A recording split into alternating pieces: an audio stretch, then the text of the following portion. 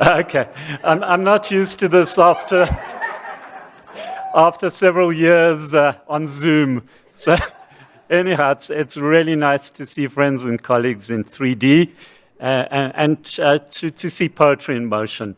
So and also to be able to give my voice of congratulations to SAC and a really important agency in planning and development in South Africa. So wonderful to be here. So I was asked to give a masterclass at this event, and I don't really know what in this context the difference is between a presentation and a masterclass, except for a few minutes. You are my students now. It's a masterclass. But of course, nowadays, students comfortably challenge their professors. Hierarchies are a thing of the past, so you're more than welcome to be a modern student. Let's see if I'll have a few minutes at the end for discussion. So the masterclass topic is transformation, and it's a tough topic as the question of transformation really haunts us in the present day. Because transformation was the entire purpose of moving from apartheid to a non-racial, non-sexist democracy, but the outcomes, including within the spatial domain, raise many questions.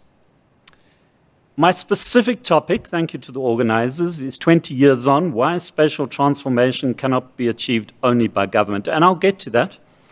But I do wish to make 4 or 5 broad points about spatial transformation before I get to the specifics of the topic.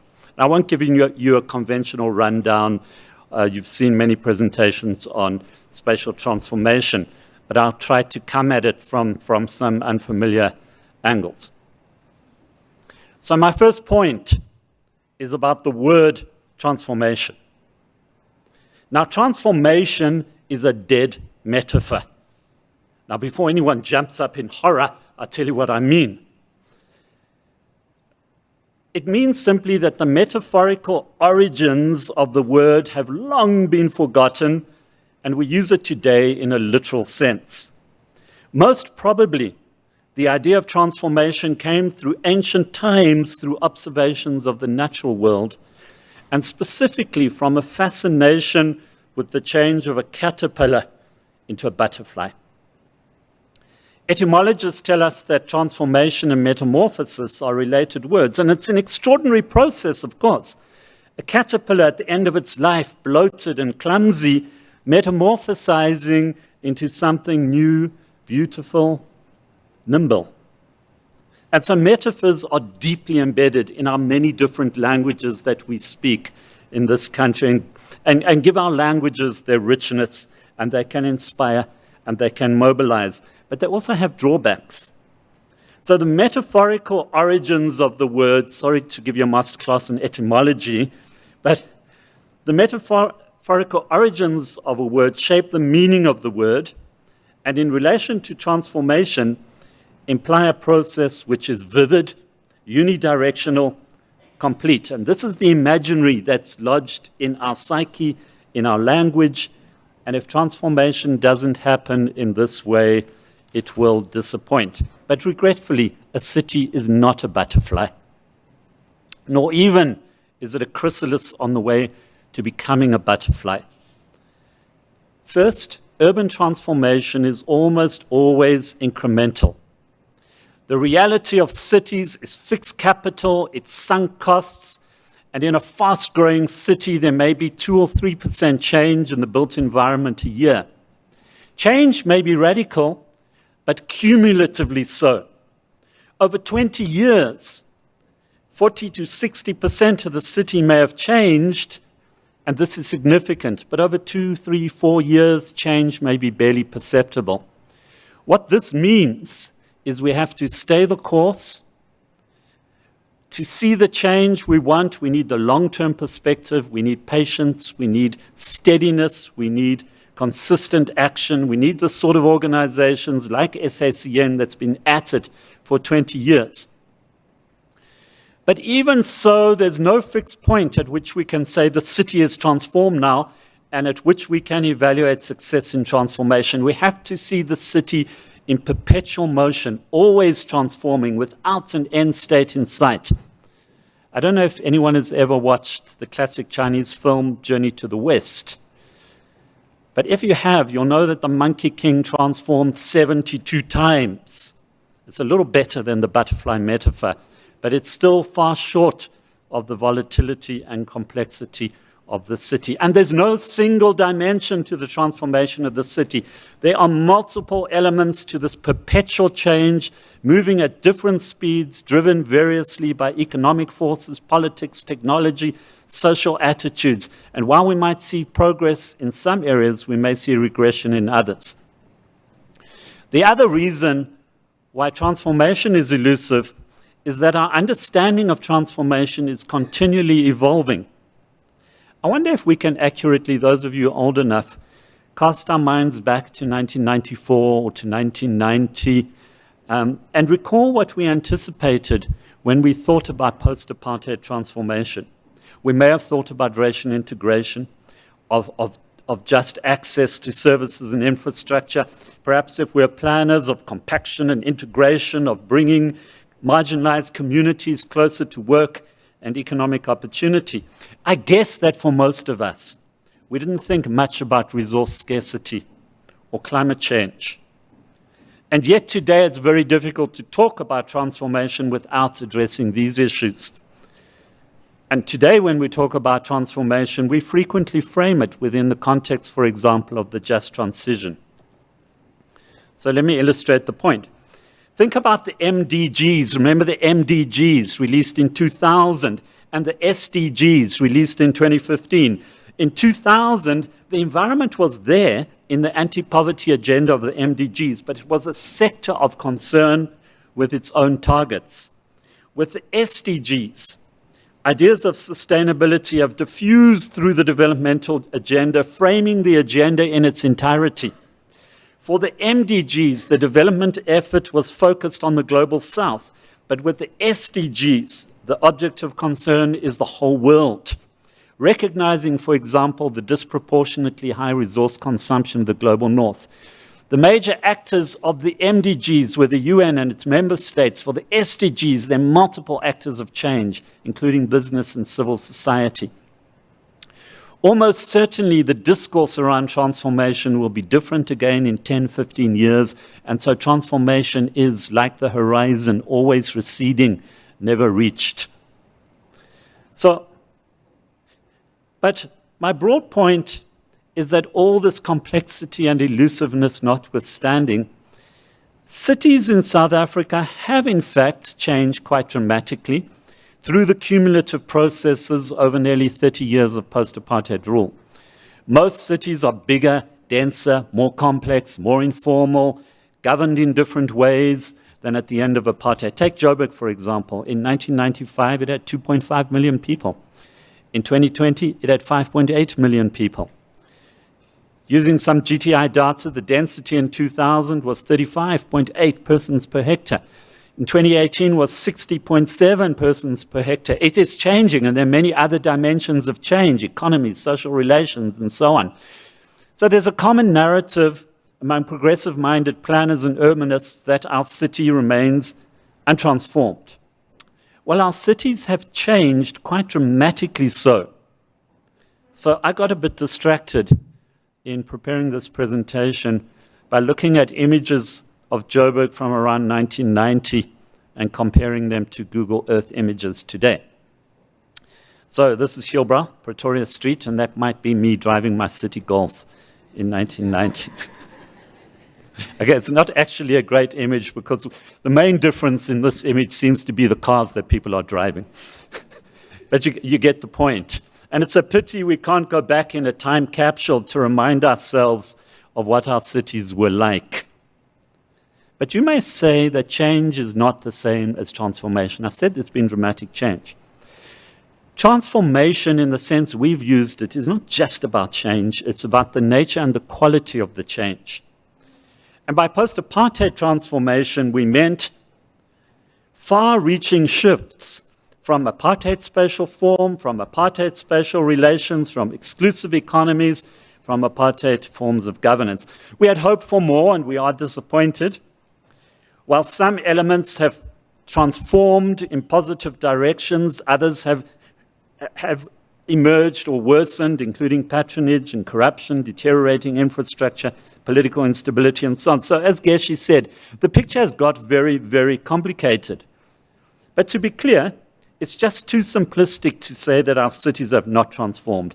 They have changed dramatically, and in some respects, they have transformed. And what we need to do is to engage with the details, the empirical realities, and the consequences of what is happening. And that, I guess, is the spatial analysis.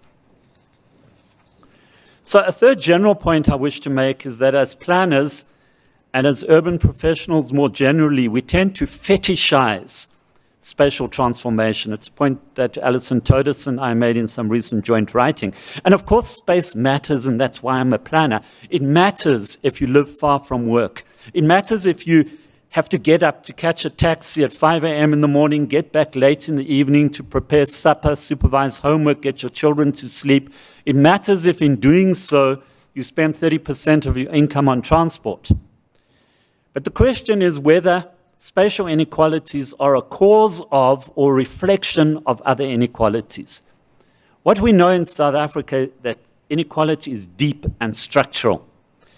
In a country where the official unemployment rate stands at 33.9%, the last released statistics, where the Gini coefficient for income inequality was 0.63, where the Gini for asset inequality is around 0.9. So I looked at the World Bank listing for income Ginis, and yes, we were at number 1, the most unequal country in the world, followed by Namibia, Suriname, Zambia, Brazil, number 9 at 0.53. So the MP, if this is a familiar image to you, it's about 10 years old or 12 years old. The NDP diagnostic identified a set of intersecting factors underpinning poverty and inequality, the employment crisis, poor and unequal education, inadequate investment in infrastructure, the resource-intensive, unsustainable growth path, an ailing public health system, uneven performance in a politicized public service, rising corruption, persisting social divides, and the spatial divides that contribute to the marginalization of the poor. Clearly, where people live and work does matter. The Nelson Mandela Initiative indicated that to be confined spatially in a poorly resourced or isolated place severely reduces life chances. But how much does spatial inequality matter in terms of overall inequality? I read a paper from the US some years ago, and the paper said it matters 20%. And I have no idea how they reached that specific number. I couldn't work out from the paper. And I don't know if that corresponds in any way to a South African reality. But the number might help for illustrative purposes. We need to keep our role in perspective. Even if we succeed with spatial transformation objectives, we would still be left with the other 80%. But hell, contributing 20% would be really something if we could as this community. And my final broad point, before I get to what I must really say, is, and this might be the most important broad point, is that for transformation to be real, it must have a substantive and positive impact on everyday life. So many planners, me included, like the big scales, policy formulations, spatial development frameworks, long-range plans, that's our bread and butter. We like to think of ourselves as synoptic thinkers.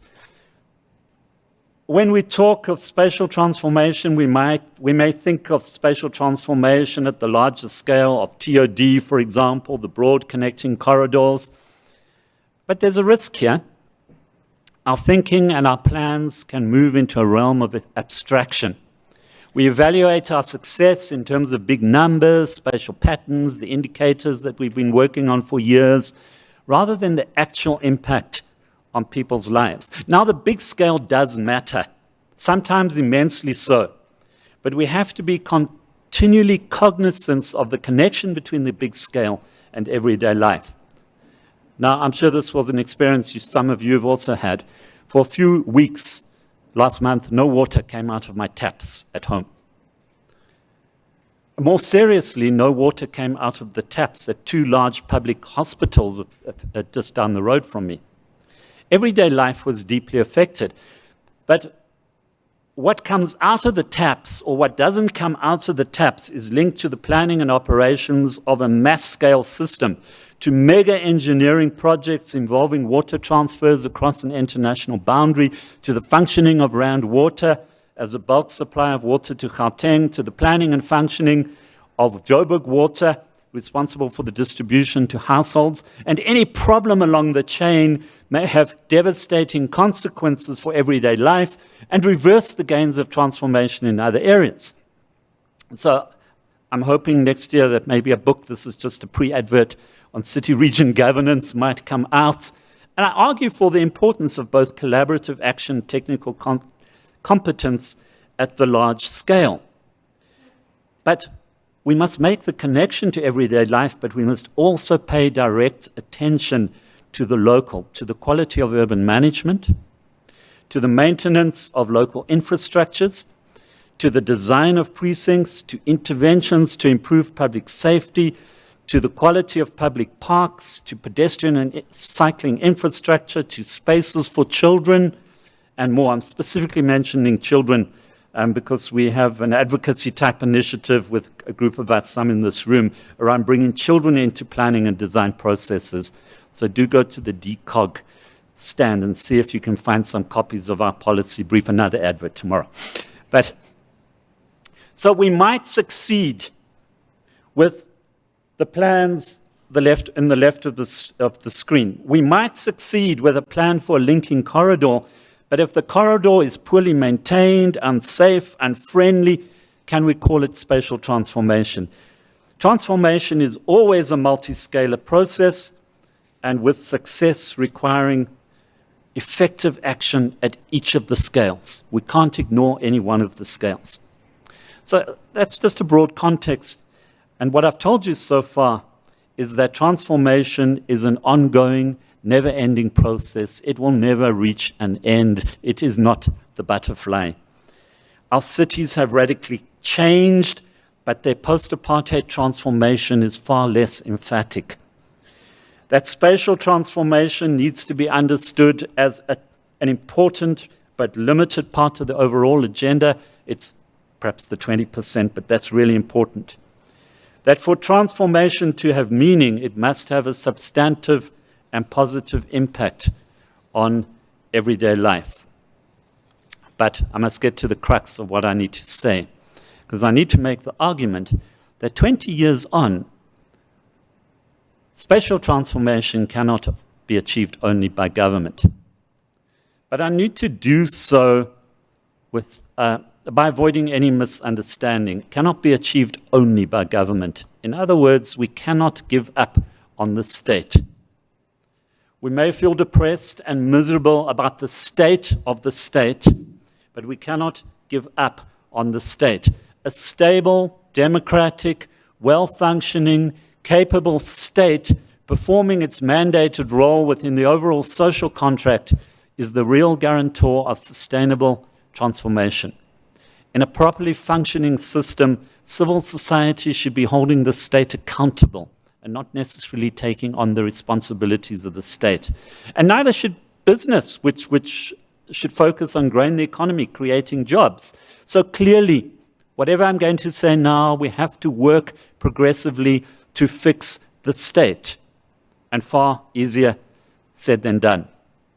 But here in 2022, the state of the state falls far short of what is needed to pursue the developmental intentions of our national constitution. And so we do have to go beyond the state, because the state seemingly does not have the current capacity to deliver on the developmental agenda and is being distracted into programs which might fail. So I hardly need to tell you what I mean. I think the State of the Cities report, and I really enjoyed reading the State of the Cities report, but it was understandably courteous to government. It didn't, there you go. I see some from SSC and are laughing, but it didn't avoid the reality. The reality is there in the pages. but it was quite polite. So Borat et al. Were less polite, they put it bluntly. Whereas they wrote, whereas the promise of 1994 was to build a state that would serve the public good, the evidence suggests that our state institutions are being repurposed to serve the private accumulation interests of a small, powerful elite.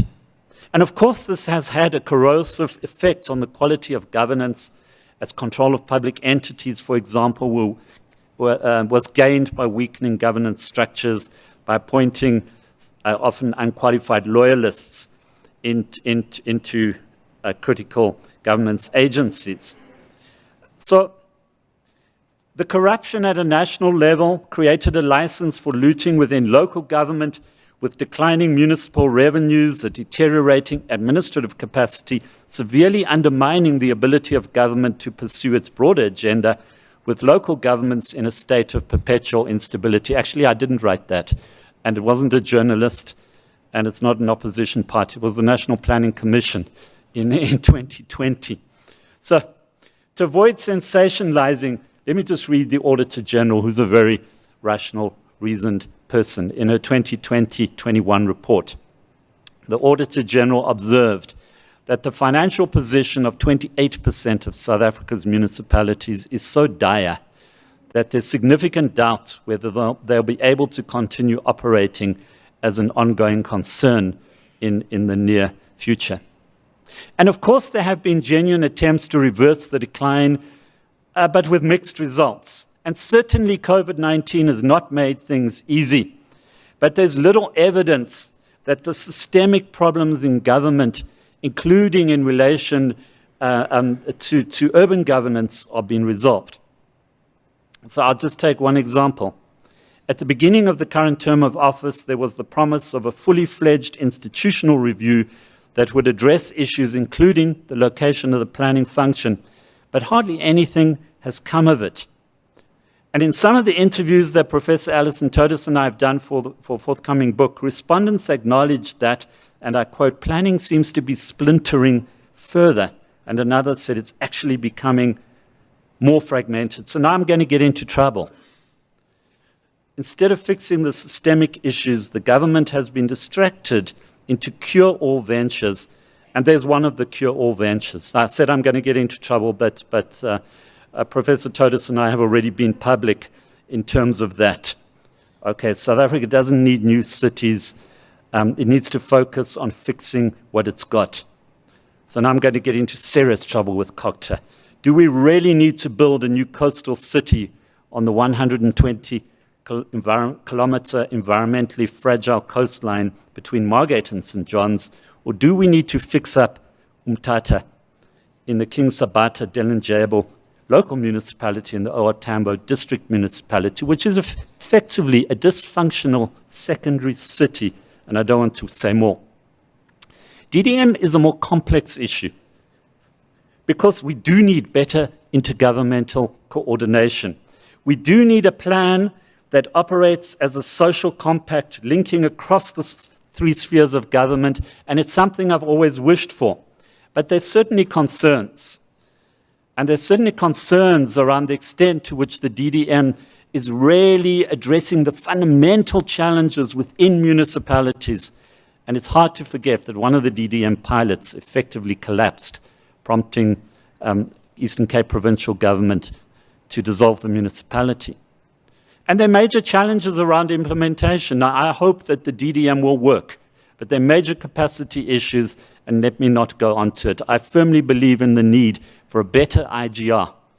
But I note the government's own review of the DDM, which concluded that there's a perception that the DDM in its current form will not make a difference on the ground if the approach is not changed. So I hope that the DDM will work, and this is not another distraction into another project that will take us away from sorting out the fundamentals.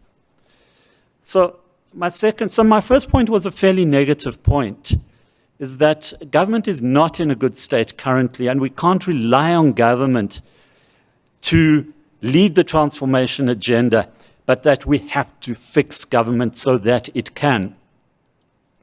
My second point is that notwithstanding any failings of the state currently, co-production is a beneficial process and it leads to greater buy-in and sustainability. SACN has talked about an all-of-society approach. And I'm being a bit contradictory because I've said in ideal circumstances the state should govern, civil society should hold the state to account. But the capacity of the state to engage society, to form meaningful partnerships with society is a critical element of governing.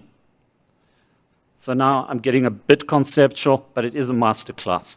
So Peter Evans, his concept of embedded autonomy has been hugely influential in shaping South African thinking around the developmental state. The autonomy bit refers to the ability of a professionalized bureaucracy to wield influence apart from immediate political interests, and here, unfortunately, we have failed.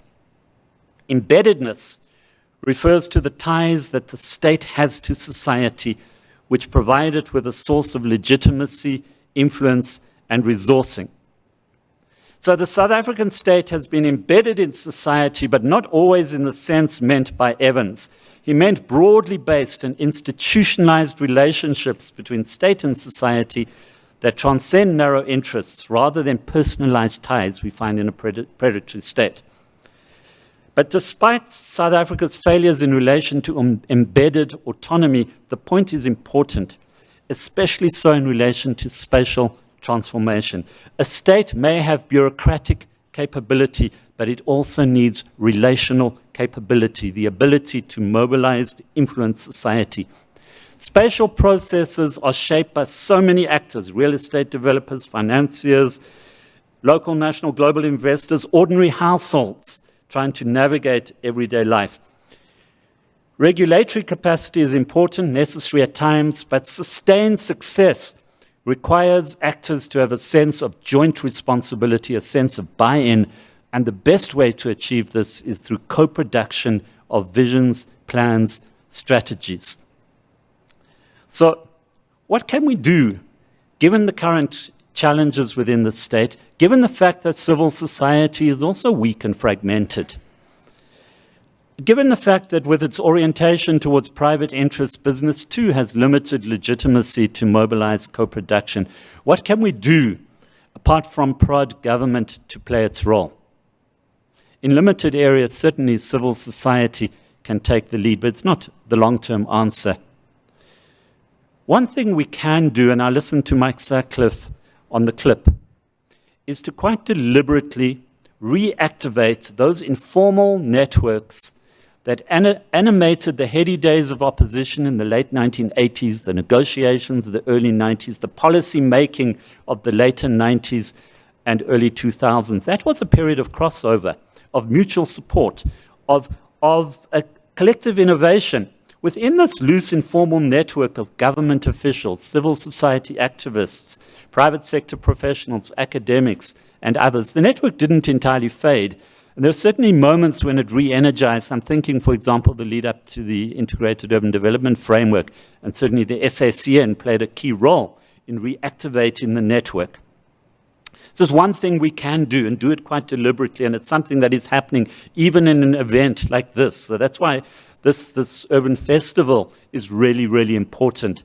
As part of the agenda that we can reanimate, we may need to be less ambitious at this time. So Mark Swilling talks of the potentials of incrementalism, but he calls it radical incrementalism because it's directed, it's aimed at achieving something. It's not just wafting with the wind. Eduardo Marques, writing in the context of Sao Paulo, Brazil, talks of progressive incrementalism. So despite political setbacks and tough short-term constraints on progressive action, most notably during the Bolsonaro era, incremental process towards socially redistributive goals is apparent over the longer term. But the incremental path does, however, require patience and resilience and the long haul, as I've said before. There are some really interesting models, they're on the screen, emerging, which offers networked alternatives to state-led action at this challenging moment. So when you're in a challenging moment, experimentation becomes really important. So the ACC's Integration Syndicate in Cape Town brought together multiple actors in 10 intense sessions to explore creative ways to achieve spatial transformation. The SACN's Built Environment Integration Task Team, BEITT, with its practitioner and funder basis, exploring the contextual reality of the policy practice gap and low implementation capability and seeking ways to influence and shift practice, is another important example. So you can read Chapter 5 of the State of the Cities report. It provides a much better diagnosis of the problems of spatial transformation, how to influence it, than I can. So these are important experimental initiatives, and experimental initiatives are critical at this time and may provide and do provide clues for networked practice going forward. So my final point is the recognition that there has been post-apartheid spatial transformation, but much of what has occurred has happened beyond the frameworks of the state in the actions of ordinary households and micro-developers, for example. What, for example, has really produced densification in our cities and brought many more people than before closer to services, infrastructure, and jobs, and this has happened. I've given you the figures. The state may have played a role in places with its SDFs and TOD strategies, and more recently with inclusionary housing and nodal reviews. These things are important. The private sector has shifted towards medium density developments in townhouses and walk-ups.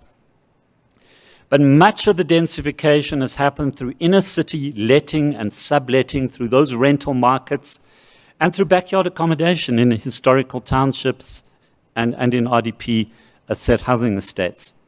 So colleagues from Cape Town, I see some in the audience, have done fascinating work on micro-developers, Kailicha, and so on. Some going multi-story. I think the image in the middle is an image of a micro-developer in a Cape township. These processes may be happening not because of the state, but in spite of the state, facilitated, of course, by the loosening up of controls after apartheid. But many of these changes have been sub-optimum in the socio-spatial landscapes that they have produced. Like any other spatial process, these less formal processes need to be shaped to achieve appropriate public benefit outcomes, especially in terms of health and safety. But if the state is rejecting of these processes, or the state is ambivalent towards these processes, appropriate regulation is not likely to evolve, and the more likely outcome will be the criminalization of actors involved in the processes. A proactive state would recognize and support the potentials of backyard and inner city rental markets, of informal trade, for example, that manage the processes in a participatory way to avoid negative impacts. Densification, for example, is positive in bringing people closer to jobs and amenities in terms of animating the economy, creating social vibrancy. But for it to work, it requires strengthened infrastructural capacity, more provision of open space, more public policing, more regular refuse collection, and so on. So a weakened state can attempt new initiatives, can try and shape the city through formal processes, and in some cases it should still try that. Alternatively, it could identify emergent processes, such as the processes you see on the screen, which are already shaping the city in significant ways, and recognize and support these processes to, one, further lever spatial transformation, two, mitigate some of the negative consequences of these processes. So rather than being punitive, a proactive state, accepting its own limitations, might accept the incremental process of gradually strengthening the capacity of households and business to comply with gradually, incrementally increasing spatial standards. So let me just wrap up. And I'm not sure whether I addressed the topic in the way I was supposed to, probably not. So, but I'm very aware of the complexities and the limits of my own imagination in responding to them. But there's certainly a possibility in a grouping like this, in the network, for a collective imagination that can begin to take us forward even under these difficult circumstances. And I do hope that in doing so, we can respond with a dual track. On the one hand, using our energies to fix the state, to achieve over time the vision of a capable developmental state, and on the other hand, respond pragmatically to the deficiencies of the state real time by reactivating fading networks which cross the boundaries of state, civil society, the professions, academia, and by leveraging what is already underway. And there is a lot underway if we look at what is happening on the ground, rather than focusing energy on risky gambits that could well fail.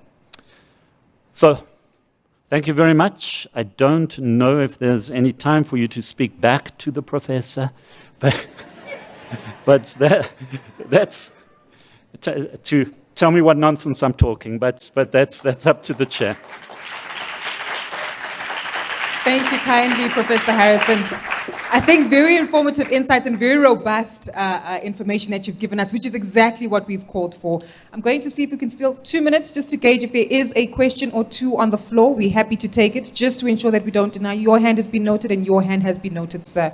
If we can get a roving mic perhaps to the both of you. As one of our earlier colleagues said, you are not a panelist.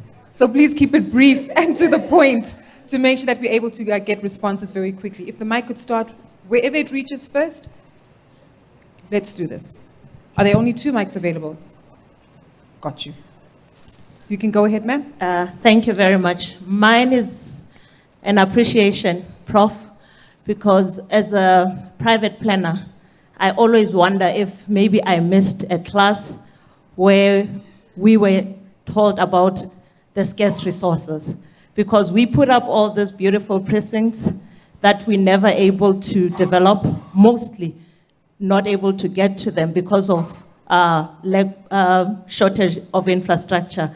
You know, when I think of a class like civil engineering for developing areas, I always wonder, did I miss something about a rise in Maine? Because I always feel like it gets so complex for us as planners, because you never know how you're able to get to the part where you actually see work on the ground. So I just want to appreciate, because I also appreciate the fact that you've spoken about how fragmented and complex the civil society also is. Because I'm the first Black female president of the Goldfields Business Chamber, in an attempt to try and get all the other structures working and get some transformation in the goldfields. It's complex. We can't only blame government, but we can try and do as much as we can. Thank you. Thank you kindly, ma'am. Thank you. Really appreciate that. If the mic could make its way all the way back to the back very quickly, so that we can give Prof an opportunity to respond as a combined response to both of your comments. But thank you for your feedback, Prof. I think you know that you're doing well so far. Thank you, Prof, for the beautiful lecture. I'm not in the field of planning, but I've learned quite a lot. But I'm just wondering, I'm in local government. I'm just wondering, we sit down and we draw SDFs and all fancy plans, and things tend to happen on their own, as you have indicated in terms of transformation. So going forward, are we getting to a stage where we draw our plans to say this is what we desire, and then we do scenario planning for other things that can happen on their own, and we see how, as government, we accommodate such things that will be happening on their own. Thank you. Thank you very much, and I appreciate the comment. And of course, SDFs are an important instrument, and local authorities having spatial visions are an important instrument. There could be a lot more if, firstly, they were rooted in much deeper contextual understanding of what really is shaping space. So that's why I say many of them are quite abstracted from the real processes that are shaping spatial arrangements and are shaping the economy. And of course, many planners don't pay nearly enough attention, for example, to the economic forces that are changing space. So they could be much more effective. And they could be much more effective if the vision is produced through genuinely co-productive processes, so that there's real buy-in into those processes. So I've seen in been involved in, at least in commenting on an SDF recently, and it was technically produced, a good SDF, but it's not at all evident that there's real buy-in to the implementation of that. So SDFs, I think we've developed some experience around SDFs. I think strategic spatial planning is a potentially powerful instrument. It could just be a lot more than it is now. Thank you so much, Prof. Really appreciate